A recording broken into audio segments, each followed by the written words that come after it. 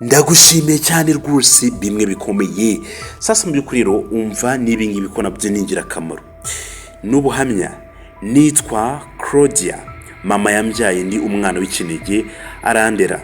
Sinigeze menya papa wanjye kuko mama ubwo bamenyaga ko atwite iwabo bamuciye mu muryango baramwirukana. Igihe rero nari mfite imyaka 9 mama yararwaye araremba. Muri iyo minsi rero ndabyibuka nyine nabanaga nawe mu nzu twembi twenyine, twari dutuye mu karere ka Nyamasheke. Byari mu masaha saa 9 z'amanywa, akavura karagwa. Mama wanjye aryamye arangije nyine arambwira ati mwana wanjye nguhaye umugisha, uzakure ube umuntu mwiza mu buzima bwawe, uzitware neza ntuzansebye, umbabarire nta kintu na kimwe ngusigiye, nifuje kukurera neza ugakura.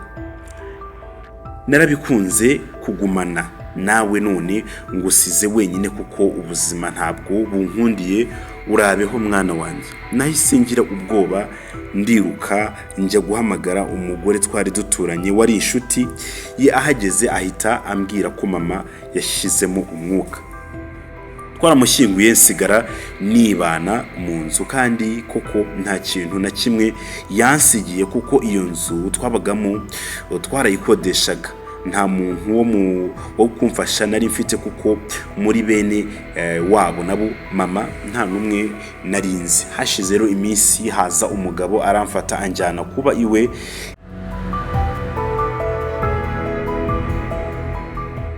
Aza kuntoza sasa mu by'ukuri kuba iwe mu karere ka Nyarugenge. Narahabaye ndahakurira, ariko bitewe nuko uwo mugabo yari afite abana 13, twararyaga ntiduhage.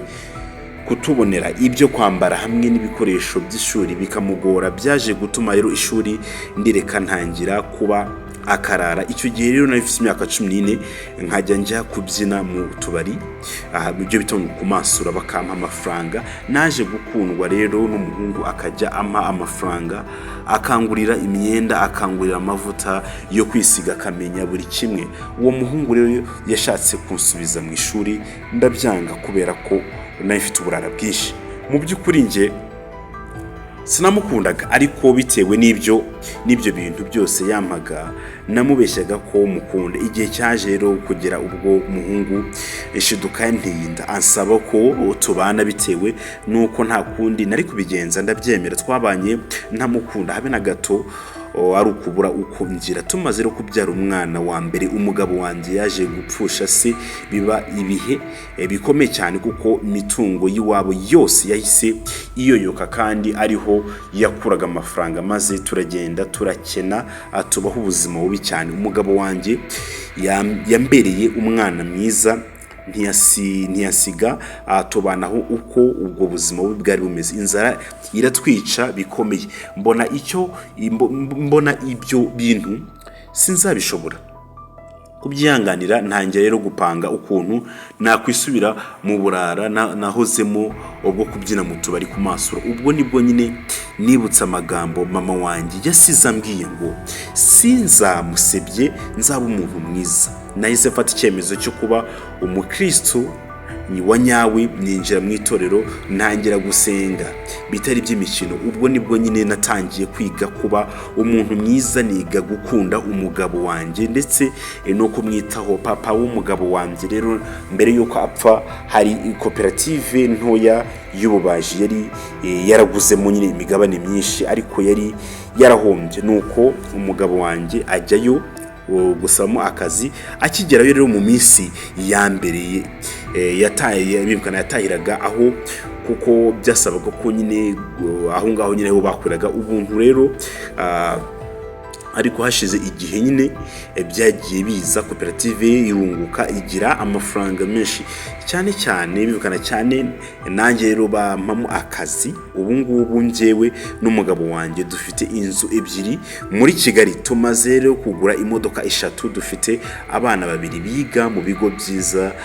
Tubayeho neza nta kibazo dufite. Imana igira inzira nyinshi inyuzamo imigisha n'ibisubizo byayo.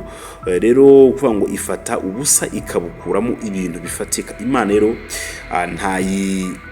nta kinanira komeza uyizere nawe izagutabara. Kuba rero amashuri warayacicishije, kuba waravukiye mu bukene, kuba nta babyeyi ufite cyangwa abo ufite bakaba nyine batishoboye, kuba nta mugabo ufite, kuba nta kazi ugira cyangwa warirukanywe, kuba urwaye, kuba ubayeho nabi igihe kinini, ibyo ntabwo bisobanuye ko ubuzima bwawe burangiriye aho ngaho. Imana yagiriye neza Claudia ikamugirira umuntu mwiza w'umukire kandi nta mashuri yize, atavuka mu bakire, atagiraho yewe na bene wabo bakize. Ibyawe nawe ntago byayinanira. Ese hari icyo iyi message gusigiye uyu munsi? Ndagushimiye.